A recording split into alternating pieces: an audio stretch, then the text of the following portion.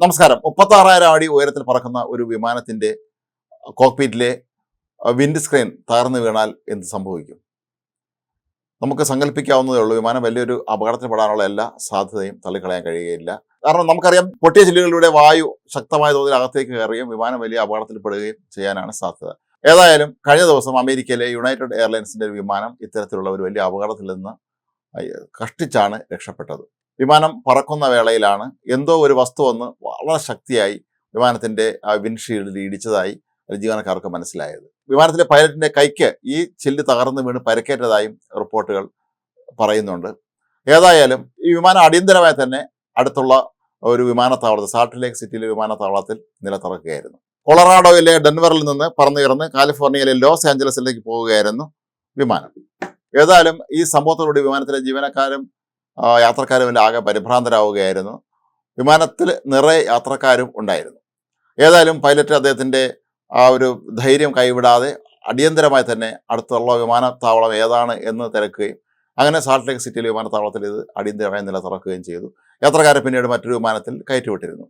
എന്നാൽ 36,000 അടി ഉയരത്തിൽ പറക്കുമ്പോൾ എന്ത് വസ്തുവാണ് ഈ വിമാനത്തിൽ വന്ന് ഇടിച്ചത് എന്നുള്ളതാണ് ഇപ്പോൾ വരുന്ന ചോദ്യം. പക്ഷികൾക്കൊന്നും ഒരുപക്ഷെ ഇത്രയും അടി ഉയരത്തിൽ പറക്കാൻ കഴിയുകയില്ല. മാത്രമല്ല, വിമാനത്തിലെ വിൻഡ് സ്ക്രീനിന് 3 പാളികളാണ് ഉള്ളത്. അതുകൊണ്ട് തന്നെ പെട്ടെന്ന് ഒരു പക്ഷിയൊന്ന് വന്നിടിച്ചാൽ അത് പൊട്ടാനുള്ള സാധ്യത കുറവാണ്. പക്ഷെ മറ്റെന്തോ വളരെ ശക്തമായ തോതിലുള്ള നല്ല ഭാരമുള്ള എന്തോ ആണ് വന്നിടിച്ചത് എന്നാണ് സംശയിക്കപ്പെടുന്നത്. ഏതായാലും ഇപ്പോൾ പലരും സംശയിക്കുന്നത് ഇത് ബഹിരാകാശത്ത് നിന്ന് വീണ ഏതെങ്കിലും റോക്കറ്റുകളുടെയോ അതല്ലെങ്കിൽ ഉപഗ്രഹങ്ങളുടെയോ തന്നെ അവശിഷ്ടമായിരിക്കാം എന്നാണ്. ഇപ്പോൾ ബഹിരാകാശത്ത് നിരവധി ഉപയോഗശൂന്യമായ ബഹിരാകാശ വാഹനങ്ങളും അവയുടെ അവശിഷ്ടങ്ങളും ഒക്കെ തന്നെയുണ്ട്. ഇവ ഇടയ്ക്ക് താഴേക്ക് പതിക്കുന്നതും പതിവാണ്. അത്തരത്തിൽ ഏതെങ്കിലും ഒന്ന് വന്ന് ഇടിച്ചതായിരിക്കാം ഈ വിമാനത്തിൻ്റെ വിൻഡ് സ്ക്രീനിന് ഇത്രയും വലിയ തകരാറ് സംഭവിക്കാൻ കാരണമായത് എന്നാണ് ഇപ്പോൾ കണക്കാക്കപ്പെടുന്നത്. ഓരോ ആഴ്ചയും ശരാശരി 2 റോക്കറ്റുകൾ അല്ലെങ്കിൽ അതിൻ്റെ ഭാഗങ്ങളൊക്കെ തന്നെ ഇത്തരത്തിൽ ഉപയോഗശൂന്യമായി താഴേക്ക് പതിക്കുന്നുണ്ട്.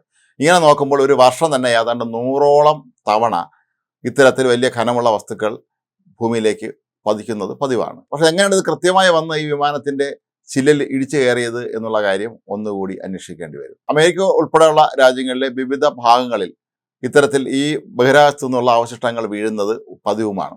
വടക്കൻ അമേരിക്ക, യൂറോപ്പ്, ഏഷ്യ പസഫിക് രാജ്യങ്ങൾ തുടങ്ങിയ മേഖലകളിലൊക്കെ തന്നെ ഇത്തരത്തിലുള്ള ഈ ബഹിരാകാശത്തു നിന്നുള്ള അവശിഷ്ടങ്ങളുടെ വീഴ്ച പലപ്പോഴും സംഭവിക്കാറുള്ളതാണ്.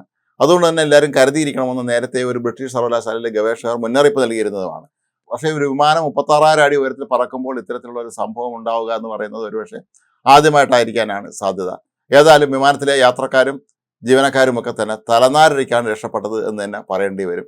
ആ പൈലറ്റിൻ്റെ ഒരുപക്ഷെ അദ്ദേഹത്തിൻ്റെ ഒരു മനോബലം കൂടെ കൊണ്ട് തന്നെ ആയിരിക്കാം വിമാനം അടിയന്തരമായി അടുത്ത വിമാനത്താവളത്തിൽ ഇറക്കുകയും അങ്ങനെ യാത്രക്കാരും വിമാന ജോലിക്കാരും എല്ലാവരും തന്നെ ദുരന്തത്തിൽ നിന്ന് രക്ഷപ്പെടുകയും ചെയ്തത്.